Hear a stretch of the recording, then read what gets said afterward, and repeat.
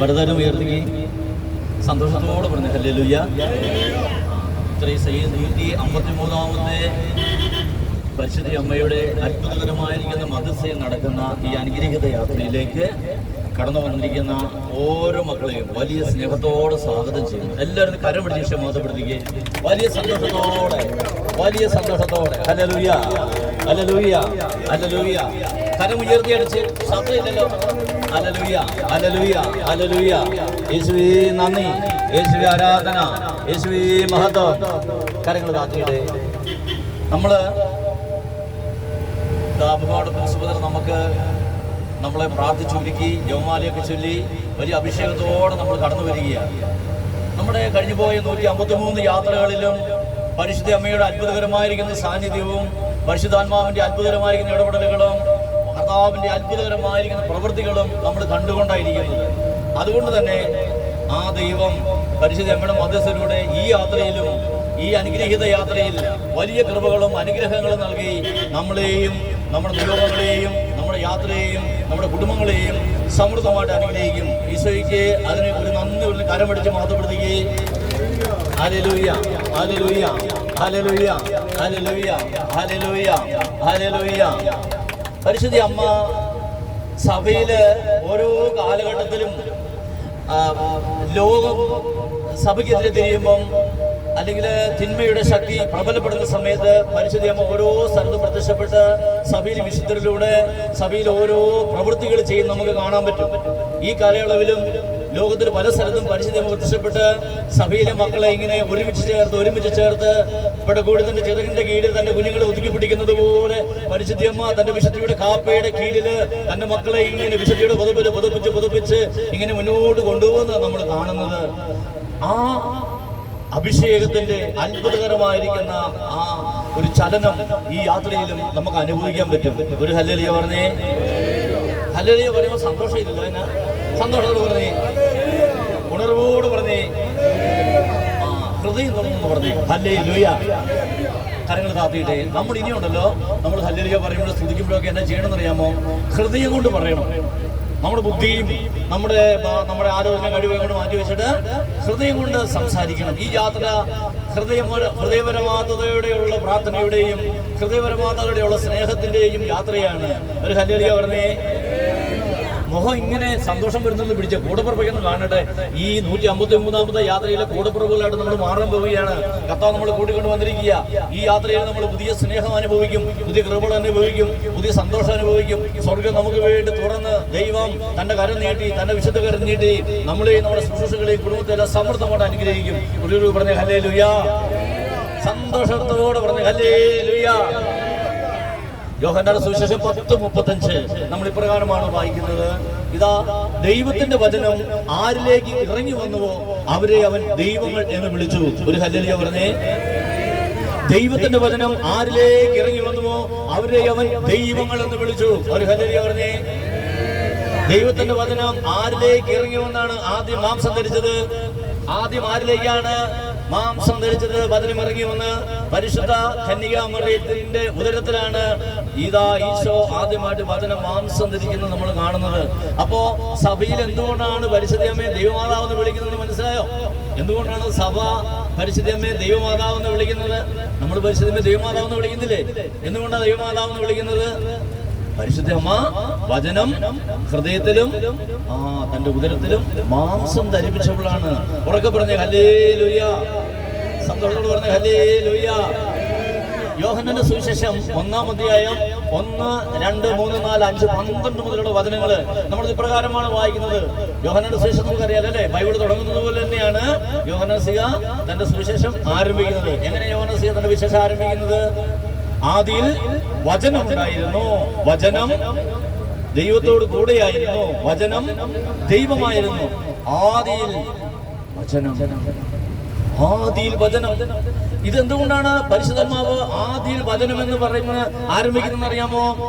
ജീവിതത്തിൽ 1-ാം സ്ഥാനം വചനത്തിന് കൊടുക്കുന്ന മക്കൾക്ക്, ജീവിതത്തിൽ 1-ാം സ്ഥാനം ഇതാ ദൈവത്തിന്റെ വചനത്തിൽ കൊടുത്ത് ജീവിക്കുന്ന മക്കള് ദൈവത്തിന്റെ മകനും മകളുമായിട്ട് മാറും. അതുകൊണ്ടാണ് യോഹന്നാൻ 1:12 പറയുന്നത്, ഇതാ തന്നിൽ വിശ്വസിക്കുന്നവർക്കെല്ലാം അവിടുന്ന് ദൈവമക്കളാകാനായിട്ട് കഴിവ് നൽകുകയാ. തന്നെ വിശ്വസിക്കുന്ന സകല മനുഷ്യർക്കും അവിടുന്ന് ദൈവമക്കളാകാൻ കഴിവ് നൽകുകയാണ്. ഒരു ഹല്ലേലൂയ പറഞ്ഞേ. അപ്പൊ പരിശുദ്ധമായ മതത്തിലൂടെ ഈ യാത്രയിൽ നമ്മൾ കടന്നു വന്ന് നമ്മുടെ കർത്താവിശ്വസിനെ വിശ്വസിച്ച് നമ്മുടെ വിശ്വാസം വർദ്ധിപ്പിച്ച് കൃപയിലേക്ക് നമ്മൾ കടന്നു വരുമ്പോൾ ഇതാ കർത്താവ് നമ്മളിൽ അത്ഭുതകരമായിട്ട് പ്രവർത്തിക്കുന്ന നമുക്ക് കാണാൻ പറ്റും. യോഹന്നാന്റെ സുവിശേഷം 1-ാം അധ്യായം അതിന്റെ 1 മുതലുള്ള വചനങ്ങൾ നമ്മൾ വായിക്കുമ്പോൾ നമുക്കത് അറിയാൻ പറ്റും. നമ്മൾ നോർന്നു നോക്കിയേ, പുലരിയിൽ പ്രഭാതം പൊട്ടിവിടുമ്പോൾ പ്രകാശം കടന്നു വരും അല്ലേ? പ്രകാശം കടന്നു വന്നിട്ട് അന്ധകാരത്തിനോട് വീട്ടിൽ പോടാ എന്ന് പറയേണ്ട കാര്യമുണ്ടോ? പ്രകാശം വന്നിട്ടേ അന്ധകാരത്തിനോട് പറയണോ എടാ വീട്ടിൽ പോടാന്ന് പറയണോ? വേണ്ട, പറയേണ്ട ആവശ്യമില്ല.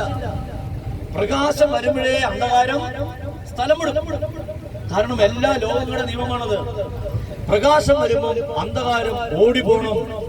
അപ്പൊ യോഹന്നാന്റെ സുവിശേഷം 1-ാം അധ്യായം 1-ാം വാക്യം 2-ാം വാക്യം 3-ാം വാക്യം മുതൽ നമ്മൾ അങ്ങനെ വായിക്കുന്നത്. അതായത് ആദിയിൽ വചനം ഉണ്ടായിരുന്നു, വചനം ദൈവത്തോട് കൂടിയായിരുന്നു, വചനം ദൈവമായിരുന്നു. എന്റെ 2-ാം വാക്യം വായിച്ചേ, ഉറക്കെ വായിച്ച ഒരാള്. 2-ാം വാക്യം യോഹന്നാന്റെ സുവിശേഷം അധ്യായം 1. ബൈബിളൊന്നും ആരെയും ഒന്നും കണ്ടില്ലേ? ബൈബിളൊക്കെ തുറക്കണം. മൊബൈലിൽ ബൈബിളുണ്ട്. ബൈബിൾ എടുക്ക്, പുസ്തകം എടുക്ക്, തുറക്ക്, വായിക്ക്, ഉറക്കെ വായിക്ക്. നമുക്ക് കേൾക്കാം, പരിശുദ്ധനെ പറ്റി കേൾക്കാം. പരിശുദ്ധ അമ്മ എങ്ങനെയാണ് വചനത്തിലൂടെ ഈശോയുടെ അരികിലേക്ക് നമ്മൾ ചേർത്ത് നമുക്ക് കാണാൻ പറ്റും. വചനം കൂടെയായിരുന്നു, വചനം ദൈവമായിരുന്നു, അവനെ സമസ്തവും അവനിലൂടെ ഉണ്ടായി, ഒന്നും അവനെ കൂടാതെ ഉണ്ടായിട്ടില്ല. കേട്ടോ, സമസ്തവും. അതായത് 3 ലോകം, ഈ പ്രപഞ്ചത്തിലുള്ള നമുക്കറിയാവുന്ന പ്രപഞ്ചമുണ്ടല്ലോ, ഈ പ്രപഞ്ചത്തിലുള്ള സകലതും, സ്വർഗവും ഈ പ്രപഞ്ചത്തിലുള്ള സകല സൃഷ്ടവസ്തുക്കളും ആരിലൂടെ ഉണ്ടായത്? സമസ്തവും യേശു ക്രിസ്തുവിലുണ്ടായി. ആരാരെല്ലാം സൃഷ്ടിക്കപ്പെട്ടു, ആരാരെല്ലാം വിശുദ്ധീകരിക്കപ്പെടുന്നു, ആരാരെല്ലാം താങ്ങി നിർത്തപ്പെടുന്നു, ആ വ്യക്തിയുടെ പേരാണ് നമ്മുടെ കർത്താവായ യേശു ക്രിസ്തു. അപ്പൊ സമസ്തവം എന്ന് പറഞ്ഞാൽ നമുക്കറിയാവുന്നതും അറിഞ്ഞുകൂടാത്തതുമായിരിക്കുന്ന സകല ലോകങ്ങളും സകല കാര്യങ്ങളും സൃഷ്ടിക്കപ്പെട്ടത് യേശു ക്രിസ്തുവിലൂടെയാണ്. സമസ്തവും അവനിലൂടെ സൃഷ്ടിക്കപ്പെട്ടു, ഒന്നും അവനെ കൂടാതെ ഉണ്ടായിട്ടില്ല. അവന് ജീവനുണ്ടായിരുന്നു, ആ ജീവൻ മനുഷ്യരുടെ വെളിച്ചമായിരുന്നു. ആ വെളിച്ചം ഇരുളിൽ പ്രകാശിക്കുന്നു, അതിനെ കീഴടക്കാൻ ഇരുളിന് കഴിഞ്ഞില്ല. ഹല്ലേലൂയ. പറഞ്ഞേ, അവനിൽ പ്രകാശമുണ്ടായിരുന്നു, അവന് ലോകത്തിലേക്ക് വരുന്നുണ്ടായിരുന്നു, അവനെ കീഴടക്കാൻ ഇരുളിന് കഴിഞ്ഞില്ല. അതായത് ദൈവത്തിന്റെ പരിശുദ്ധാത്മാവിന്റെ ശക്തി അത്ഭുതകരമായ ഒരു വ്യക്തിയിലേക്ക് പ്രകാശിക്കാൻ തുടങ്ങി കഴിയുമ്പോ ആ വ്യക്തിയെ ഇരുളിന്, അന്ധകാരത്തിന്, തിന്മയ്ക്ക് തൊടാൻ പറ്റത്തില്ല. ഒരു ഹല്ലേലൂയ പറഞ്ഞേ. നമുക്കറിയാമോ, ആദത്തിന്റെ കാലം മുതൽ യേശു ക്രിസ്തുവിന്റെ കാലഘട്ടത്തിലും യേശുവിന്റെ 2ാമത്തെ വരെയുള്ള കാലഘട്ടത്തിലും മുഴുവനും സംഭവിക്കുന്ന ഒരു കാര്യം എന്നറിയാമോ? ആദത്തിനെ ഹവ്വയെ ദൈവം പരിശുദ്ധി സൃഷ്ടിച്ചു, നിത്യമായ ജീവിതത്തിന് വേണ്ടി സൃഷ്ടിച്ചു. എന്നാൽ സാത്താൻ എന്ന് പറഞ്ഞവരെ വീഴിച്ചു. നമുക്കറിയാമല്ലോ. അതുപോലെ തന്നെ ഈ ലോകത്തുള്ള സകല മനുഷ്യരെയും തിന്മ കബളിപ്പിക്കുന്നുണ്ട്, നുണ പറഞ്ഞ് തന്റെ തന്ത്രപൂർവ്വം ചതിക്കുന്നുണ്ട്. എന്നാൽ പരിശുദ്ധി അമ്മയുടെ അടുത്ത് മാത്രം സാത്താന്റെ ഒരു പ്രവർത്തനങ്ങളും നടന്നിട്ടില്ല. പരിശുദ്ധി അമ്മയുടെ അടുത്ത് മാത്രം സാത്താന്റെ ഒരു പ്രവർത്തനവും നടന്നിട്ടില്ല. അതിന്റെ കാര്യം എന്താ? എന്തുകൊണ്ട്? അതിന് കാരണം എന്താ? പരിശുദ്ധ നടക്കാത്തതിന് കാരണം പരിശുദ്ധി അമ്മ പിതാവായ ദൈവത്തിന്റെ മകളാണ്. പ്രഭാഷണ ദിവസം 17-ാം അധ്യായം 2-3 വചനങ്ങൾ കർത്താവ് ഇപ്രകാരം നമ്മളെ പഠിപ്പിക്കുന്നത്. ദൈവം മനുഷ്യനെ സൃഷ്ടിച്ചപ്പോൾ തന്റെ ശക്തിക്ക് സദൃശ്യമായിരിക്കുന്ന ശക്തി അവന് നൽകിക്കൊണ്ടാണ് മനുഷ്യനെ ദൈവം സൃഷ്ടിച്ചത്. ഒരു ഹല്ലേലൂയ പറഞ്ഞേ. കേൾക്കുന്നുണ്ടോ? നമ്മളെയൊക്കെ ദൈവം സൃഷ്ടിച്ചപ്പോഴേ ദൈവത്തിന്റെ ശക്തിക്ക് സദൃശ്യമായിരിക്കുന്ന ശക്തി തന്നിട്ടാണെന്ന്. എന്താണ് ദൈവത്തിന്റെ ശക്തി? തന്റെ വാക്കാൽ, തന്റെ വചനത്താൽ സകലതും സാധ്യമാകുന്ന ശക്തി. ദൈവത്തിന്റെ പ്രത്യേക ആയുധം വല്ലതും വേണോ? ദൈവത്തിന്റെ പ്രത്യേക സൈന്യങ്ങളും സംവിധാനങ്ങളും വല്ലതും വേണോ? ദൈവത്തിനൊരു വാക്ക് പറഞ്ഞാൽ മാത്രം മതി. അല്ലേ? നമ്മളെ പാട്ട് കേട്ടില്ലേ, ഒരു വാക്ക് പറഞ്ഞാൽ മതി, ഒരു വാക്ക് മാത്രം മതി, ഞാൻ രക്ഷപ്പെട്ടെന്ന് പറഞ്ഞ്. നമുക്കറിയാം, ലാറ്റിൻ കുർബാനയിലൊക്കെ നമ്മൾ ആ വാക്ക് പറഞ്ഞ് കൃത്യമായിട്ട് പ്രാർത്ഥിക്കുന്നുണ്ട്. അപ്പോഴ് സമസ്തം അവനിലൂടെയാണ് ഉണ്ടായത്, എല്ലാം അവനിലൂടെയാണ് സൃഷ്ടിക്കപ്പെട്ടത്. ഇതാ അവനിൽ പ്രകാശം ഉണ്ടായിരുന്നു, ആ പ്രകാശത്തെ കീഴടക്കാൻ ഇരുളിന് കഴിഞ്ഞില്ല. ഈ പ്രകാശത്തിലേക്ക് നാം ഓരോരുത്തരും കയറി നിൽക്കണം. ഈ പ്രകാശം നമ്മുടെ ഉള്ളിൽ നിന്നും പുറത്തേക്ക് പ്രശോഭിക്കാൻ തുടങ്ങണം. എഫെസ്യ ലേഖനം 4-ാം അധ്യായത്തിൽ നമ്മൾ ഇപ്രകാരമാണ് വായിക്കുന്നത്. എഫെസ്യ ലേഖനം 4-ാം അധ്യായത്തിൽ പരിശുദ്ധൻ നമ്മോട് പറയാണ്, പ്രകാശിക്കുന്നതെല്ലാം പ്രശോഭിക്കും. പ്രകാശിക്കുന്നതെല്ലാം പ്രശോഭിക്കും. പ്രകാശിക്കുന്നതെല്ലാം പ്രശോഭിക്കും. ഈ പ്രശോഭിക്കുന്നത് പരിശുദ്ധാത്മാവിന്റെ അത്ഭുതകരമായിരിക്കുന്ന കൃപയുടെ പ്രവർത്തനങ്ങളാണ്. ഇതാ ഓരോ വ്യക്തിയിൽ നിന്നും പുറത്തേക്ക് വരുന്നത് പ്രകാശമായിട്ട്. അപ്പൊ എന്താ സംഭവിക്കുന്നത്? ഓരോ വ്യക്തിയിൽ നിന്നും ഈ പ്രകാശം പുറത്തേക്ക് വരുമ്പം തിന്മയ്ക്ക് ആ വ്യക്തിയെ തൊടാനോ ആ വ്യക്തിയുടെ കാര്യങ്ങളിൽ ഇടപെടാനോ സാധിക്കുകയില്ല. കാരണം കർത്താവിന്റെ പ്രകാശം ആ വ്യക്തിയെ ഇങ്ങനെ പൊതിഞ്ഞു പിടിക്കും. ഒരു ഹല്ലേലൂയ പറഞ്ഞേ. ഈ യാത്രയിൽ കടന്നു വന്നിരിക്കുന്ന ഓരോ മക്കളെയും ആ കർത്താവിന്റെ പ്രകാശം പൊതിഞ്ഞു പിടിക്കണം. പരിശുദ്ധ അമ്മയുടെ അത്ഭുതമായ മധ്യസ്ഥതയിലൂടെ പരിശുദ്ധാത്മാവിന്റെ കൃപാവരങ്ങളിൽ ഓരോ വ്യക്തിയും നിറഞ്ഞ് ആ പ്രകാശത്തിൽ നിന്നിട്ട് ആ പ്രകാശത്തിൽ നിന്നും ഇതാ ഓരോ വ്യക്തിയും പ്രശോഭിക്കാൻ തുടങ്ങണം. അപ്പൊ എന്താ സംഭവിക്കുന്നത്? നമ്മുടെ രോഗങ്ങൾ വിട്ടുപോകാൻ തുടങ്ങും. നമ്മൾ ഉപദ്രവിക്കുന്ന രോഗാരികള്, കുടുംബത്തിന്റെ തകർച്ചകള്, നമ്മുടെ കുഞ്ഞുങ്ങളുടെ കാര്യത്തിൽ ചില പ്രശ്നങ്ങള്, നമ്മുടെ കടബാധ്യതകള്, നമ്മുടെ ജീവിതത്തിൽ ചില പ്രശ്നങ്ങള്, അനുഗ്രഹ തടസ്സങ്ങള് പതുക്കെ നമ്മളെ വിട്ടുപോകാൻ തുടങ്ങും. എന്തുകൊണ്ടാ? പ്രകാശം വരുമ്പം അന്ധകാരം പോയേ പറ്റത്തുള്ളൂ. പ്രകാശം കടന്നു വരുമ്പോൾ അന്ധകാരം പോയേ പറ്റത്തുള്ളൂ. അതുകൊണ്ട് നാം ഓരോരുത്തരും സ്വയം പ്രകാശിക്കാനായി, സ്വയം പ്രശോഭിക്കാനായിട്ട് നമ്മെ തന്നെ ഒരുക്കണം. നമ്മുടെ ഹൃദയമാകുന്ന വയറ് നമ്മൾ ഒരുക്കി വെക്കണം. അഭിഷേകം നമ്മൾ സ്വീകരിക്കണം. നമ്മള് മാമോദീസായിലൂടെ, കൈവെപ്പിലൂടെ, പ്രവചനത്തിലൂടെ, ഇതാ കൂദാശകളിലൂടെ നമ്മളിലേക്ക് ഇറങ്ങി വരുന്ന ദൈവത്തിന്റെ വചനം ശ്രമിക്കുന്നതിലൂടെ നമ്മളിലേക്ക് ഇറങ്ങി വരുന്ന ദൈവത്തിന്റെ കൃപാവരത്തിന്റെ ശക്തി നമ്മുടെ ഉള്ളിൽ ഇരുന്നാൽ പോരാ. ആ ശക്തി നമ്മുടെ ഉള്ളിൽ നിന്ന് പുറത്തേക്ക് നമ്മളിലൂടെ പ്രശോഭിക്കാൻ തുടങ്ങണം. അപ്പൊ എന്താ സംഭവിക്കുന്നത്? പ്രകാശം നമ്മളിൽ നിന്നും പുറത്തേക്ക് വരുമ്പം അന്ധകാരം നമ്മളിൽ നിന്നും വിട്ടുപോകും. അനുഗ്രഹ തടസ്സങ്ങൾ നമ്മളിൽ നിന്നും മാറിപ്പോകും. രോഗങ്ങള് സുഖപ്പെടാൻ തുടങ്ങും. നമ്മുടെ കടബാധകൾ പ്രശ്നം മാറാൻ തുടങ്ങും. അങ്ങനെ ഓരോ കാര്യങ്ങളിലും കർത്താവിന്റെ അത്ഭുതകരമായിരിക്കുന്ന കൃപ നമ്മളിൽ ഇങ്ങനെ പ്രകാശിക്കാൻ തുടങ്ങും. ഒരു ഹല്ലേലൂയ പറഞ്ഞേ, സന്തോഷത്തോടെ പറഞ്ഞേ. നമ്മൾ കഴിഞ്ഞുപോയ യാത്രകളിലെല്ലാം നമ്മൾ ഈ കാര്യം പറഞ്ഞു വരുന്നവരെല്ലാം മനസ്സിലാക്കി കൊടുത്ത് ബോധ്യപ്പെടുത്തി അവരോരോരുത്തരും തങ്ങളുടെ പ്രാർത്ഥനകളും സ്പിരിച്വൽ ആയിട്ടുള്ള കാര്യങ്ങളും ദൈവവചനം അനുസരിച്ച്, സഭയുടെ പ്രബോധനം അനുസരിച്ച് അവരുടെ കാര്യങ്ങളെ ക്രമപ്പെടുത്താൻ തുടങ്ങി കഴിഞ്ഞപ്പോൾ അവരുടെ ജീവിതത്തിലൊക്കെ വലിയ മാറ്റങ്ങൾ ഉണ്ടാകാൻ തുടങ്ങി. അവർക്ക് സൗഖ്യങ്ങൾ ഉണ്ടാകാൻ തുടങ്ങി. അത്ഭുതകരമായിട്ട് പിന്നീട് യാത്ര കഴിഞ്ഞ് തിരിച്ചു ചെന്നിട്ട് പല വ്യക്തികളും നമ്മളെ വിളിച്ചു പറയുമ്പോഴാണ് നമ്മൾ അറിയുന്നത് അവരുടെ ജീവിതത്തിൽ അത്ഭുതകരമായിരിക്കുന്ന പ്രവർത്തനങ്ങൾ നടക്കുന്നതായിട്ട്. അവരിതുവരെ പ്രാർത്ഥന നടക്കാത്ത കാര്യങ്ങളിൽ കർത്താവിന്റെ പ്രവൃത്തി വന്നിരിക്കുന്നത്.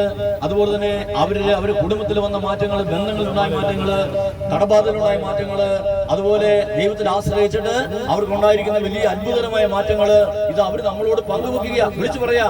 പുത്രന്മാരെ ഇങ്ങനെ പ്രാർത്ഥിച്ചു വന്ന് യാത്ര കഴിഞ്ഞ് വന്നു കഴിഞ്ഞപ്പം നമുക്ക് വലിയ മാറ്റം ഉണ്ടായി. നമ്മുടെ കുടുംബത്തില് തടസ്സമുണ്ടായിരുന്ന കാര്യങ്ങളൊക്കെ മാറിപ്പോയി. രോഗങ്ങൾക്ക് സൗഖ്യം ഉണ്ടാകാൻ തുടങ്ങി. കുഞ്ഞുങ്ങളുണ്ടാകും. നമ്മുടെ യാത്രയിൽ ഏതാണ് 500-ൽ പരം കുഞ്ഞുങ്ങൾ ഉണ്ടാകിയല്ല എന്ന് ഇതാ ഡോക്ടർമാര് ബുദ്ധിമുട്ടാണെന്ന് പറഞ്ഞിരിക്കുന്ന കേസ് സർട്ടിഫിക്കറ്റ് അടക്കം അവർ നമ്മോട് പറഞ്ഞിരിക്കുന്ന ഡോക്ടർമാര് വരെ യാത്ര കടന്നുകൊണ്ട് അവിടെ കുഞ്ഞുങ്ങളുണ്ടായിട്ടുണ്ട്. കുഞ്ഞുങ്ങളുണ്ടാകാൻ ബുദ്ധിമുട്ടാണെന്ന് പറഞ്ഞിട്ട് എന്തുകൊണ്ടാണ് അങ്ങനെ സംഭവിക്കുന്നത്? ദൈവത്തിന്റെ വചനം അവർ സ്വീകരിച്ച് ആ പ്രകാശത്തിൽ അവർ നിന്ന് അവരുടെ ജീവിതത്തെ, അവരുടെ പ്രാർത്ഥനകളെ അവരെ ക്രമീകരിക്കാൻ തുടങ്ങി കഴിയുമ്പം വചനത്തിന്റെ ശക്തി അവരിലൂടെ പുറത്തേക്ക് വരാൻ തുടങ്ങും. ക്രിസ്തുവാകുന്ന പ്രകാശം, ആ ഇരുളിന് കീഴടക്കാൻ സാധിക്കാത്ത പ്രകാശം അവരിലൂടെ പുറത്തേക്ക് വരാൻ തുടങ്ങും. അപ്പൊ എന്ത് സംഭവിക്കും? അവരുടെ കാര്യങ്ങളിൽ ദൈവത്തിന്റെ പ്രവർത്തനം നടക്കുന്നത് കാണാൻ പറ്റും. ഒരു ഹല്ലേലൂയ പറഞ്ഞേ. പ്രഭാഷണന്റെ പുസ്തകം 42:15 നമ്മൾ പ്രകാരമാണ് വായിക്കുന്നത്. ഇതാ ദൈവം തന്റെ പ്രവൃത്തികൾ ചെയ്യുന്നത് വചനമയച്ചാണ്. ദൈവം എങ്ങനെയാണ് തന്റെ പ്രവൃത്തി ചെയ്യുന്നത്? വചനമയച്ച്. ദൈവം പറയുകയാണ്, നിന്റെ പാപങ്ങൾ ഞാൻ ക്ഷമിച്ചിരിക്കുന്നു, നിനക്ക് സൗഖ്യമുണ്ടാകട്ടെ, നിന്റെ കുടുംബം അനുഗ്രഹിക്കപ്പെടട്ടെ, നിന്റെ അസ്വസ്ഥതകൾ നീങ്ങി പോകട്ടെ. തിന്മകളോട് പറയും, വിട്ട് ദൂരെ പോവുക. അപ്പൊ എന്ത് സംഭവിക്കും? പറയുന്നത് പോലെ സംഭവിക്കും. എന്തുകൊണ്ടാ? ദൈവം വചനമാണ്. വചനമാകുന്ന ദൈവം ഇതെല്ലാം സൃഷ്ടിച്ചു വെച്ചത് തന്റെ വചനം അയച്ചാണ്. ഉണ്ടാകട്ടെ എന്ന് ദൈവം അരുളി ചെയ്തു. എല്ലാം ഉണ്ടായി. അപ്പോഴ് വചനമാകുന്ന ദൈവം വചനമയച്ച് തന്റെ പ്രവൃത്തികൾ നിർവഹിക്കുന്നു. അപ്പൊ നാം കേൾക്കുന്ന വചനം യോഹന്നാന്റെ സുവിശേഷം 15:3-4-5 പ്രകാരമാണ് നമ്മൾ വായിക്കുന്നത്. അത് ലാറ്റിൻ കുർബാനയിൽ വചനം വായിച്ചു കഴിയുമ്പോൾ അച്ഛൻ ഇങ്ങനെ ബ്ലസ് ചെയ്തുകൊണ്ട് പറയുക. പുരോഹിതൻ വചനം വായിച്ചു കഴിഞ്ഞിട്ട് ബ്ലസ് ചെയ്തുകൊണ്ട് പറയും, നിങ്ങൾ കേട്ട വചന നിമിത്തം നിങ്ങൾ ശുദ്ധിയുള്ളവരായി തീർന്നിരിക്കുന്നു. അപ്പൊ നമ്മൾ ദൈവത്തിന്റെ വചനം കേൾക്കുമ്പോൾ എന്ത് സംഭവിക്കും? നമ്മൾ ശുദ്ധിയുള്ളവരായിട്ട് തീരും. ഈ ജപമാല ചൊല്ലിക്കൊണ്ടല്ലേ ഇങ്ങനെ പോകുന്നത് അല്ലേ? ഈ ജപമാല ചൊല്ലിക്കൊണ്ട് ഇങ്ങനെ പോകുന്നപ്പോ ഈ ജപമാല എന്നോട് പലരും ചോദിച്ചിട്ടുണ്ട്, എന്തിനാണ് ഈ കത്തോലിക്ക സഭയിലെ പ്രാർത്ഥിക്കുന്ന മനുഷ്യരൊക്കെ ഇങ്ങനെ ജപമാല ഇങ്ങനെ പുറകെ ഇങ്ങനെ ചൊല്ലിക്കൊണ്ടിരിക്കുന്നതെന്ന് ചോദിക്കുക. നന്മ നിറഞ്ഞ മറിയമേ സ്തുതി, സ്വർഗ്ഗസ്ഥനായ പിതാവേ, പിതാവിന് പുത്രനും പരിശുദ്ധാത്മാവിന് സ്തുതി, ഇങ്ങനെ ആവർത്തിച്ച് ചൊല്ലിക്കൊണ്ടിരിക്കുക. അങ്ങനെ ചൊല്ലുന്നതുകൊണ്ട് എന്താ പ്രത്യേകത? സങ്കീർത്തനങ്ങൾ ചൊല്ലി മാത്രം പ്രാർത്ഥിച്ചാൽ പോരെ? വചനം പറഞ്ഞ് പ്രാർത്ഥിച്ചാൽ പോരെ? ജപമാല ചൊല്ലി പ്രാർത്ഥിക്കുമ്പോഴത്തേനും എന്താ ഇതിന് മാത്രം വലിയ മാറ്റവും ഇതിന് മാത്രം വലിയ അനുഗ്രഹം ഉണ്ടാകും നിങ്ങൾ കരുതുന്നത്? എന്തുകൊണ്ടാണ് കരുതുന്നത്? ഇത് മുഴുവനും വചനം കോർത്തിണക്കിയിരിക്കുന്ന മാലയാ. ചാവറേച്ചൻ വിശുദ്ധ ചാവറേച്ചൻ ജപമാലയെ പറ്റി പറഞ്ഞിരിക്കുന്നറിയാമോ? ചാവറേച്ചൻ ജപമാലയെ പറ്റി പറഞ്ഞിരിക്കുന്നത് ചരടിൽ കോർത്ത സുവിശേഷം എന്നാണ് ജപമാലയെ ചാവറേച്ചൻ വിളിക്കുന്നത്. ഒരു ഹല്ലേലൂയ പറഞ്ഞേ. ജപമാലയെ ചാവറേച്ചൻ വിളിക്കുന്ന പേരെന്താ? ചരടിൽ കോർത്ത സുവിശേഷം. ഒരു ഹല്ലേലൂയ പറഞ്ഞേ. ഈ സ്വർഗ്ഗസ്ഥനായ പിതാവേ എന്നുള്ള പ്രാർത്ഥന മുഴുവനും ദൈവത്തിന്റെ വചനമാണ്. യേശു നമ്മളെ പ്രാർത്ഥിക്കാൻ പഠിപ്പിച്ചത് സ്വർഗ്ഗസ്ഥനായ പിതാവേ അങ്ങയുടെ നാമം പൂജിതമാകണമേ, ആ പ്രാർത്ഥന ചൊല്ലിയാണ് നമ്മളെ പ്രാർത്ഥിക്കാൻ പഠിപ്പിച്ചിരിക്കുന്നത്. നന്മ നിറഞ്ഞ മറിയമേ എന്നുള്ള പ്രാർത്ഥന ദൈവത്തിന്റെ വചനമാണ്. ഈ വചനം ചൊല്ലി പ്രാർത്ഥിക്കുന്നത് ആർക്കിഷ്ടമില്ല. ഇത് പരിശുദ്ധ കന്യാമറിയം പഠിപ്പിച്ച പ്രാർത്ഥന ആയതുകൊണ്ട്, ഇത് അമ്മയോട് ചേർന്നുള്ള പ്രാർത്ഥന ആയതുകൊണ്ട്, ഇത് ദൈവത്തോടുള്ള പ്രാർത്ഥന ആയതുകൊണ്ട് ഇത് ആർക്കിഷ്ടമില്ല. പിശാചിന് ഇഷ്ടമില്ല. അതിന്റെ കാരണം എന്നാ? പിശാചിന് കാരണം ആരെങ്കിലും പോയി നന്മ ചെല്ലുന്നത് പിശാചിന് തന്നെ വിഷമിക്കുന്നത്. ഈ സാത്താൻ ഇതിനെ പേടിക്കാനുള്ള കാരണം എന്നറിയാമോ? പ്രിയപ്പെട്ട മക്കളെ, നമ്മള് ഈ നന്മ നിറഞ്ഞ മറിയമേ എന്നുള്ള പ്രാർത്ഥന ചൊല്ലി പ്രാർത്ഥിക്കുമ്പോൾ അതിനകത്ത് പരിശുദ്ധ മറിയമേ തമ്പുരാന്റെ അമ്മേ എന്നുള്ള പ്രാർത്ഥനയില്ലേ? അതൊന്ന് ചൊല്ലിക്കേ. പരിശുദ്ധ മറിയമേ തമ്പുരാന്റെ അമ്മേ, ഭാവികളായ എനിക്കും എന്റെ കുടുംബത്തിനും വേണ്ടി ആണോ? പിന്നെ എനിക്കും എന്റെ പ്രിയപ്പെട്ടവർക്കും വേണ്ടി മാത്രം, ക്രിസ്ത്യാനിക്ക് വേണ്ടി മാത്രം. ആർക്കു വേണ്ടിയാ? ഈ ലോകത്തിലുള്ള സകല പാപികൾക്കും വേണ്ടി പരിശുദ്ധമേ സ്വർഗത്തിൽ ഈശോയോട് കൂടി ഇരുന്നുകൊണ്ട് അമ്മ പ്രാർത്ഥിക്കണമേ എന്ന് പാപികളായ നിസ്സാരരായ മനുഷ്യര് ഇവിടെ ഒരുമിച്ച് ചേർന്ന് നിങ്ങൾ എന്റെ നാമത്തിൽ ഒരുമിച്ച് കൂടി നിങ്ങൾ ചോദിക്കുന്ന ഏത് കാര്യവും സ്വർഗ്ഗസ്ഥനായ പിതാവ് നിറവേറ്റി തരുന്ന കർത്താവ് പറഞ്ഞത് അനുസരിച്ച് പ്രാർത്ഥിക്കാൻ പഠിപ്പിച്ച കർത്താവ് പറഞ്ഞ അനുസരിച്ച് പരിശുദ്ധമ്മയോട് ചേർന്ന് നിന്നുകൊണ്ട് ഇവിടെ ഇരുന്നുകൊണ്ട് നന്മ നിറഞ്ഞ മറിയമേ ഞങ്ങൾക്ക് വേണ്ടി സകല പാപികൾക്കും വേണ്ടി പ്രാർത്ഥിക്കണമേ എന്ന് ദൈവജനം ഒരുമിച്ച് സഭ ഒരുമിച്ച് ചേർന്ന് പ്രാർത്ഥിക്കുമ്പോൾ എന്താ സംഭവിക്കുന്നത്? പാപികൾ മാനസാന്തരപ്പെടണം. പാപികൾ മാനസാന്തരപ്പെടുന്നത് സാത്താൻ ഇഷ്ടമുണ്ടോ? അവനെ പർദീസായിൽ ആദത്തെ ഹവ്വയൊക്കെ നുണ പറഞ്ഞ് പറ്റിച്ച് ഒരു വിധത്തിൽ അവിടെ പിടിച്ചു നിൽക്കുന്നത്. പാപികൾ ഇവിടെ ഉണ്ടെങ്കിൽ അവന് പിടിച്ചു നിൽക്കാൻ പറ്റുള്ളൂ. ഇവിടെ പാപികളല്ലേ അവന് പിടിച്ചു നിൽക്കാൻ പറ്റുമോ? പാപം ചെയ്യാതിരുന്ന ഇവിടെ സാധാരണ ഇവിടെ പിടിച്ചു നിൽക്കാൻ പറ്റുമോ? പിടിക്കാൻ പറ്റത്തില്ല. അവൻ ജീവിക്കുന്ന അവനെ പിടിച്ചു നിൽക്കുന്നത് എങ്ങനെയാ? മനുഷ്യനെ കൊണ്ട് പാപം ചെയ്യിച്ച് നുണ പറഞ്ഞ് പറ്റിച്ച് അശുദ്ധിയിൽ നിർത്തി ലോകമോഹങ്ങളിലേക്ക് ജഡമോഹങ്ങളിലേക്ക് കണ്ണുകളെയും മനസ്സിനെ പറഞ്ഞു വിട്ട് ഇതാ ധനമോഹം, ജീവിതവൈകല്യ, കണ്ണിന്റെ ദുരാശ, ഇങ്ങനെയുള്ള കാര്യങ്ങളിൽ ഇതാ ജീവിതത്തെ ദുർബലപ്പെടുത്തി അവന്റെ രാജ്യം ഇങ്ങനെ പിടിച്ചു നിർത്തിക്കൊണ്ടിരിക്കുക. എന്നാലാണ് കുറച്ച് ആൾക്കാർ ഇവിടെ ഇരുന്നുകൊണ്ട് പ്രാർത്ഥിക്കുക, എല്ലാ പാപികൾക്കും വേണ്ടി അമ്മയെ പ്രാർത്ഥിക്കണമെന്ന്. ആരോടാ പറയുന്നത്? പരിശുദ്ധ അമ്മയോട്. പരിശുദ്ധ അമ്മയ്ക്ക് പാപമുണ്ടോ? പരിശുദ്ധ അമ്മയിൽ പാപമുണ്ടോ? അമ്മ ജന്മപാപമില്ലാതെ ഉത്ഭവിച്ച ശുദ്ധ മറിയമല്ലേ? പരിശുദ്ധ അമ്മ എങ്ങനെയാ ജനിച്ചത്? പരിശുദ്ധ ജനിച്ച കാര്യങ്ങളൊക്കെ അറിയാലോ അല്ലേ? പുരോഹിതനായിരിക്കുന്ന ഒരു അപ്പനും അമ്മയുടെയും വംശത്തിലാണ് അമ്മ ജനിച്ചത്.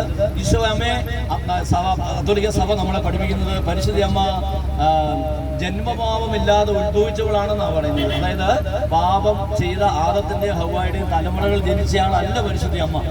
ജെറമ്യാ പ്രവചനം 31-22 നമ്മൾ വചനത്തിൽ വായിക്കുന്നത് ദൈവം ഈ ഭൂമിയിൽ ഒരു പുതിയ സൃഷ്ടി നടത്തി വെച്ചിരിക്കുക.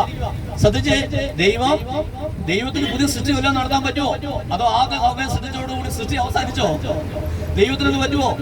ദൈവമാകുന്നത് എന്തുകൊണ്ടാ? ദൈവത്തിന് അസാധ്യമായിട്ട് ഒന്നുമില്ല. അതുകൊണ്ടാണ് ദൈവമാകുന്നത് അല്ലേ? ദൈവം എന്ത് ചെയ്തു? തന്റെ പ്രിയപുത്രനെ ഈ ഭൂമിയിൽ പരിപാലിക്കുവാൻ പരമപരിശുദ്ധനായിരിക്കുന്ന തന്റെ ഓമൽകുമാരനെ ഈ ഭൂമിയിൽ പരിചരിക്കുവാൻ വേണ്ടി പരിശുദ്ധ അമ്മയെ ഒരു പുതിയ സ്ത്രീയെ ദൈവം ഉണ്ടാക്കി. ജെറമ്യാ പ്രവചനം 31-ാം അധ്യായം 22-ാം വചനത്തിൽ നമ്മൾ വായിക്കുകയാണ് പ്രകാരം. എന്താ വായിക്കുന്നത്?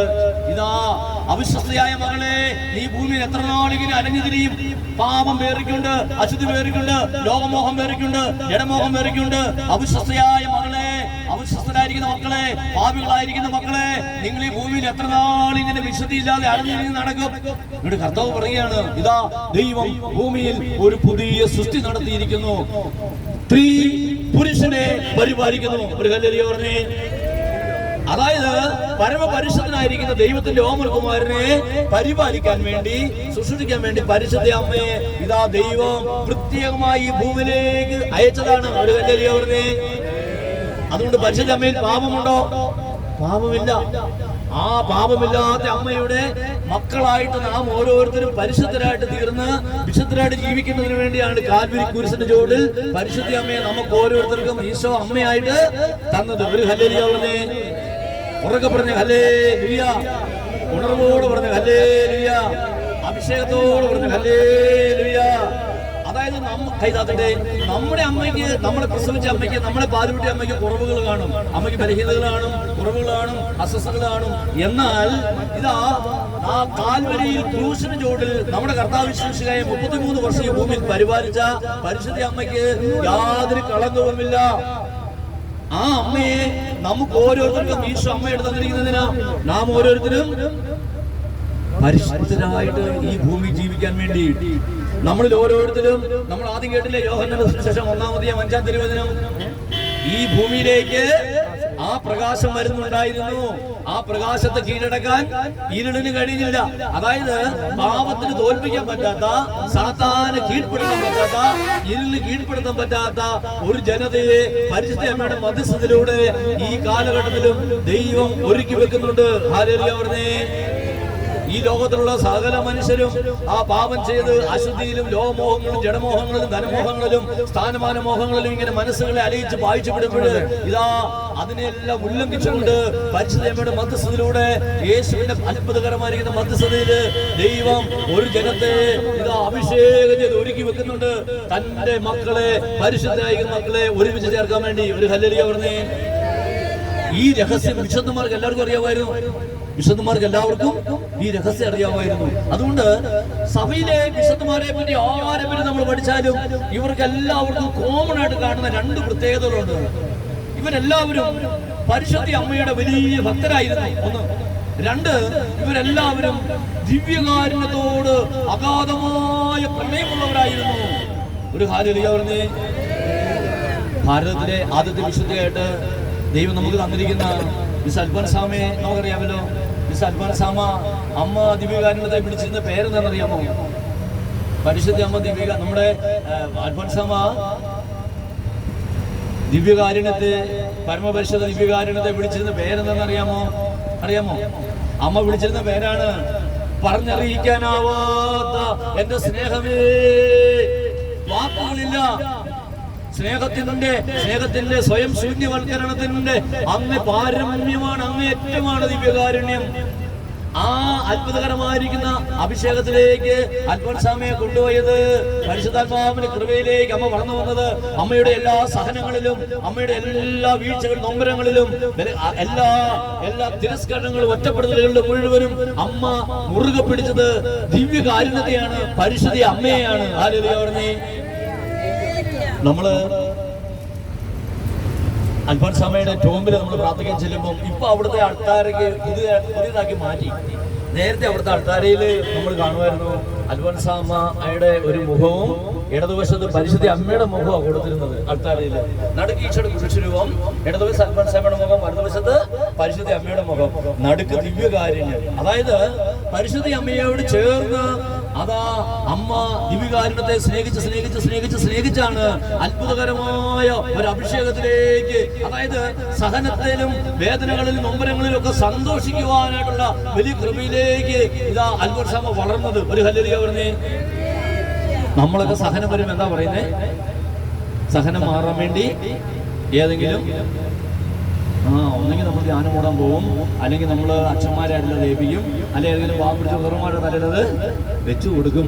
നിയോഗമൊക്കെ എഴുതി, നിയോഗ പ്രാർത്ഥനകളാണ് നമ്മളിപ്പം. നിയോഗം എഴുതി വെച്ചിട്ട് നമ്മൾ പറയുന്ന പോലെ കാര്യം നടക്കാൻ വേണ്ടി നമ്മൾ മസിൽ പിടിച്ചിട്ടിരിക്കുമല്ലേ നിയോഗ പ്രാർത്ഥനകൾ. നമ്മൾ പറയുന്ന കാര്യം നമ്മൾ പറയുന്ന പോലെ തന്നെ നമ്മൾ നടന്നണം. മനസ്സിലായോ? അപ്പൊ അതുകൊണ്ട് എന്നാൽ വിശുദ്ധരുടെ ജീവിതത്തിലേക്ക് നമ്മൾ നോക്കിയേ. അല്പസമയം രാവിലെ എഴുന്നേൽക്കുമ്പോഴേ അമ്മ ആദ്യം എന്താ പ്രാർത്ഥിക്കുന്നറിയാമോ? അമ്മ രാവിലെ എഴുന്നേൽക്കുമ്പോഴേ അമ്മ ഈ സിസ്റ്റേഴ്സൊക്കെ, നൺസ്, കന്യാസ്ത്രീമാരൊക്കെ കിടന്നുറങ്ങുന്ന കട്ടിലിന്റെ അവിടെ കണ്ണു തുറക്കുമ്പോഴേ കാണാവുന്ന ഒരു കുരിശുരൂപം വെച്ച്, നിങ്ങൾ മഠത്തിലൊക്കെ ചെല്ലുമ്പോൾ നോക്കണം കേട്ടോ. അപ്പൊ നമ്മൾ അവിടെ ചെല്ലുമ്പോൾ കാണാം അവർ താമസിക്കുന്ന മുറിയിൽ അവർ കണ്ണു തുറക്കുമ്പോഴേ അവർക്ക് കാണാവുന്ന ഒരു കുരിശുരൂപം കാണും. ഈ അൽഫോൻസാമ രാവിലെ എഴുന്നേൽക്കുമ്പോൾ, രാത്രി വലിയ ഉറക്കമൊന്നുമില്ല, വേദനയൊക്കെയാണ്, എങ്കിലും ഇടയ്ക്കൊന്ന് മയങ്ങി രാവിലെ എഴുന്നേൽക്കുമ്പോഴേ കണ്ണു തുറക്കുമ്പോഴേ ഈശോയുടെ ക്രൂശിലേക്കാണ് നോക്കുന്നത്. അൽഫോൻസാമ ആദ്യം പറയുന്ന വാക്കെന്നറിയാമോ? എന്റെ ഈശോയെ, ഇന്ന് ഈ ഭൂമിയിൽ എത്രയോ പേര് പാപം ചെയ്ത് അങ്ങേ വേദനിപ്പിക്കും. അതുകൊണ്ട് അങ്ങ് ഇന്ന് മനുഷ്യൻ അങ്ങേ പാപം ചെയ്ത് വേദനിപ്പിക്കുമ്പോൾ അങ്ങ് എത്രയോ വേദനിക്കും. അവിടുത്തെ വേദനയുടെ ഒരു പങ്ക് എനിക്ക് തരണേ എന്റെ കർത്താവേ എന്ന് പറഞ്ഞ് അമ്മ കർത്താവിനോട് പ്രാർത്ഥിച്ചിട്ട് പറയാണ്, കർത്താവേ ഞാൻ നിന്നെ സ്നേഹിക്കുന്നു. അമ്മ പ്രാർത്ഥിക്കുന്നത് എങ്ങനെയാന്ന് കേട്ടോ? ഈശോയെ, ഇന്ന് ഈ ഭൂമിയില് പാപം ചെയ്ത്, ഈ ലോകത്തുള്ള മനുഷ്യരെല്ലാം പാപം ചെയ്ത് അങ്ങയെ വേദനിപ്പിക്കും. അതുകൊണ്ട് അങ്ങയുടെ ആ വേദനയുടെ ഒരു പങ്ക് എനിക്ക് തരണമേ എന്ന് അൽഫോൻസാമ പ്രാർത്ഥിക്കുകയും യാചിക്കുകയും അപേക്ഷിക്കുകയും ചെയ്യും. എന്നിട്ട് ഈശോയോട് പറയും, ഈശോയെ ഞാൻ നിന്നെ സ്നേഹിക്കുന്നു. ആ സ്നേഹത്തിന് ഒരു ഹൃദയപരമാർത്ഥതയുണ്ട്, ആ സ്നേഹത്തിന് ഒരു അഭിഷേകമുണ്ട്. അത് പ്രവർത്തിക്കുന്നത് ആ പ്രകാശം പുറത്തേക്ക് വരും. പ്രകാശം അവിടെ ഇരുന്നാൽ മതിയോ? അത് നമ്മളിലൂടെ പുറത്തേക്ക് വരണ്ടേ, പ്രക്ഷോഭിക്കണ്ടേ? നാലാമത്തെ വായിക്കുന്നില്ലേ? പ്രകാശിക്കുന്നതെല്ലാം പ്രക്ഷോഭിക്കും. ദേശയാത്രകൾ 61-ാമത്തെ ഉദ്ധരിച്ചുകൊണ്ട് വിശാൽമ പറയാണ്, ഉറങ്ങുന്നവരെ ഉണരുക, ഉറങ്ങുന്നവരെ. എവിടെ നമ്മുടെ മറ്റേ എക്തുസ് വന്നിട്ടുണ്ടോ? ഒരു പുതിയ മീൻവണ്ടിയാണ് എക്തുസ് എന്ന് പറഞ്ഞാൽ അറിയാലോ അല്ലേ? നമ്മുടെ പഴയ മീൻവണ്ടിയാണ്. നമ്മുടെ കുരിശൊക്കെ വരുന്നതിന് മുമ്പ് സഭയിലുണ്ടായിരുന്ന നമ്മുടെ ഒരു പഴയ മീൻ പരിപാടിയാണ്. 2 മിനിറ്റ് കേട്ടോ. എക്തുസ് അവിടെ ഇടയ്ക്കിടയ്ക്ക് മീൻവണ്ടി വരും ഉറങ്ങുമ്പോൾ കേട്ടോ. നല്ല സുഖമായിട്ട് കിടന്ന് കൂർക്കം വരച്ച് ഉറങ്ങുക. അപ്പം യേശയ്യാപ്രവചനം നമ്മളോട് പറഞ്ഞത് എഫെസ്യർ 4-ാമത്തെ ഉണർത്തിച്ചുകൊണ്ട് പരിശുദ്ധാത്മാ നമ്മളോട് പറയാണ്, ഉറങ്ങുന്നവരെ ഉണരുക, ഉറങ്ങുന്നവരെ ഉണരുക. നമ്മുടെ കർത്താവായ യേശു ക്രിസ്തു നിങ്ങളിൽ പ്രകാശിക്കും. യേശുവിന്റെ പ്രകാശം നിങ്ങളിൽ നിന്ന് പുറത്തേക്ക് വരും. യേശുവാകുന്ന പ്രകാശം നിങ്ങളിൽ നിന്നും പ്രശോഭിക്കാൻ തുടങ്ങും. ഒരു ഹല്ലേലൂയ പറഞ്ഞേ. ഇടത്തും വലത്തും ഇരിക്കുന്ന ആരെങ്കിലും ഓർമ്മയുണ്ടെങ്കിൽ തൊട്ട് വിളിച്ചു ഈശോ വിളിക്കുന്നു പറഞ്ഞ് പ്രകാശിക്കാൻ പോവാ. ഈ നമ്മുടെ ഉള്ളിൽ മാമോദീസായുടെ കൈകളിലൂടെ കിട്ടിയിരിക്കുന്ന കൃപ അവിടെ ഇരുന്നാൽ മതിയോ? നമുക്ക് കൃപയുണ്ടോ അതോ ഇല്ലേ? ദൈവവൈദ്യലേ, നമുക്ക് കൃപയുണ്ട്, നമുക്ക് അഭിഷേകമുണ്ട്, നമ്മുടെ ഉള്ളിൽ പ്രകാശിക്കുന്നുണ്ട്. അത് പുറത്തേക്ക് വരണ്ടേ? ഈ യാത്രയില് പരിശുദ്ധ അമ്മ നമുക്ക് തരുന്ന വലിയ ഒരു കൃപയാണ്. ഈ യാത്രയ്ക്ക് വന്നിട്ട് പോയിരിക്കുന്ന അനേകം മക്കൾ നമ്മുടെ പറഞ്ഞിട്ടുണ്ട്. അതായത് അവർ ധ്യാനം കൂടിയ സമയത്ത് അല്ലെ കഴിഞ്ഞു പോയ കാര്യങ്ങളിലൊക്കെ അവർ പ്രാർത്ഥിക്കുമ്പോൾ അവർക്ക് പല ദൈവാനുഭവങ്ങളും ഉണ്ടാകും. ഒരുപക്ഷെ ഈശോയെ കാണാൻ പറ്റുക, അല്ലെ ഈശോയുടെ സ്വരം കേൾക്കുക, അല്ലെ അവർക്ക് സൗഖ്യം ഉണ്ടാകുക, അല്ലെ ദൂതന്മാരെ കാണുക, അല്ലെ സ്വർഗത്തിന്റെ ഒരു അഭിഷേകം ഉണ്ടാകുക. അങ്ങനെ ഓരോരുത്തരുടെയും വിളിയും തെരഞ്ഞെടുപ്പും അനുസരിച്ച് കൃപ ഓരോരുത്തർക്കും ഇങ്ങനെ ഉണ്ടാകും. അത് കുറെ നാൾ കഴിയുമ്പോൾ പ്രാർത്ഥന കുറഞ്ഞുപോയി, ബലിയർപ്പണം കുറഞ്ഞുപോയി, അഭിഷേകം കുറഞ്ഞുപോയി, അതുകൊണ്ട് കെട്ടുപോകും അല്ലേ? ഒരു തീ ഉണ്ടായാലും കനല് കുറെ കഴിയുമ്പോൾ ചാര മൂടി ഊതി തെളിക്കാതിരുന്നാൽ വേറെ ആരെങ്കിലും സഹായിക്കാതിരുന്നോട് കെട്ടുപോകും. എന്നാല് ഈ ഒരു സൃഷ്ടിയിൽ വന്നതിന് ശേഷം, ഈ അനുഗ്രഹീത യാത്രയിൽ വന്നതിന് ശേഷം അവര് പറയുകയാണ്, അവരുടെ ആ ആദ്യകാലത്തുണ്ടായിരുന്ന അഭിഷേകം പഴയതിന് കൂടുതൽ ഊർജ്ജസ്വലതയോടുകൂടി പുതിയൊരു അഭിഷേകത്തോടെ അവരിലേക്ക് പൊട്ടി വിരിയുന്നതായിട്ട്. ഒരു ഹല്ലേലൂയ പറഞ്ഞേ. നമ്മളൊരു അഭിഷേകം ഉണ്ടാകുന്നതിന് വേണ്ടി കരമടിച്ച് മാത്രപ്പെടുകയും ശക്തിയോടെ ഹല്ലേലൂയ ഹല്ലേലൂയ ഹല്ലേലൂയ ഹല്ലേലൂയ ഹല്ലേലൂയ ഹല്ലേലൂയ ഹല്ലേലൂയ ഹല്ലേലൂയ ഹല്ലേലൂയ ഹല്ലേലൂയ ഹല്ലേലൂയ ഈശോ ഹല്ലേലൂയ ഹല്ലേലൂയ ഹല്ലേലൂയ ഹല്ലേലൂയ ഹല്ലേലൂയ ഹല്ലേലൂയ. പുതിയ പുതിയ അഭിഷേകങ്ങൾ കൃപകൾ വെളിപ്പെടട്ടെ. ജീവിക്കുന്ന ദൈവത്തിന്റെ ആലയമായിരിക്കുന്ന ഓരോ മക്കളിലും വസിക്കുന്ന ദൈവതത്വ പരിശുദ്ധമായ ശക്തി ഓരോ മക്കളിലും ഉജ്ജ്വലിക്കട്ടെ, ഉജ്ജ്വലിക്കട്ടെ, ഉജ്ജ്വലിക്കട്ടെ. കൃപാവരങ്ങൾ ഉജ്ജ്വലിക്കട്ടെ. ദർശനം പ്രവചനങ്ങള് ദൈവസ്നേഹത്തിന്റെ ശക്തി വെട്ടി പുറപ്പെടട്ടെ. അശുദ്ധികളും ലോകമോഹങ്ങളും കടമോഹങ്ങളും കത്തിച്ചാമ്പലാകട്ടെ. ക്രിസ്തുവാകുന്ന പ്രകാശം സ്വർഗത്തിന്റെ അഗ്നി കടന്നു വന്ന അനുഗ്രഹത്തിന് തടസ്സമുണ്ടാക്കുന്ന എല്ലാ അവസ്ഥകളെയും യേശുവിന്റെ രക്തം, യേശുവിന്റെ നാമം ഇപ്പോൾ പൂർണ്ണമായിട്ടും വിട്ടുദൂരങ്ങളെ. ഹല്ലേലൂയ ഹല്ലേലൂയ ഹല്ലേലൂയ ഹല്ലേലൂയ ഹല്ലേലൂയ ഹല്ലേലൂയ ഹല്ലേലൂയ. അഭിഷേകത്തോടെ സ്തുതിച്ച്, ഹൃദയം തുറന്ന് സ്തുതിച്ച്. ഈശോ ഹല്ലേലൂയ ഹല്ലേലൂയ ഹല്ലേലൂയ ഹല്ലേലൂയ ഹല്ലേലൂയ ഹല്ലേലൂയ ഹല്ലേലൂയ ഹല്ലേലൂയ. ഈശോ ഹല്ലേലൂയ ഹല്ലേലൂയ ഹല്ലേലൂയ ഹല്ലേലൂയ ഹല്ലേലൂയ ഹല്ലേലൂയ ഹല്ലേലൂയ ഹല്ലേലൂയ ഹല്ലേലൂയ. തടസ്സങ്ങളൊക്കെ മാറിപ്പോകട്ടെ, ജ്വലിക്കട്ടെ, അഭിഷേകം കത്തട്ടെ. ദർശനങ്ങളും പ്രവചനങ്ങളും യേശുവിന്റെ നാമത്തില് അത്ഭുതങ്ങളും അടയാളങ്ങളും സംഭവിക്കുവാൻ പിതാവേ സ്വർഗ്ഗത്തിലെ അവിടുത്തെ കരം നീട്ടണമേ. ഓ മർക്കോസ് 16:20 വചനം ഓർക്കണമേ പിതാവേ. ഹല്ലേലൂയ ഹല്ലേലൂയ ഹല്ലേലൂയ ഹല്ലേലൂയ ഹല്ലേലൂയ. യേശുവേ നന്ദി. കരങ്ങൾ താഴ്ത്തിയിട്ടെ.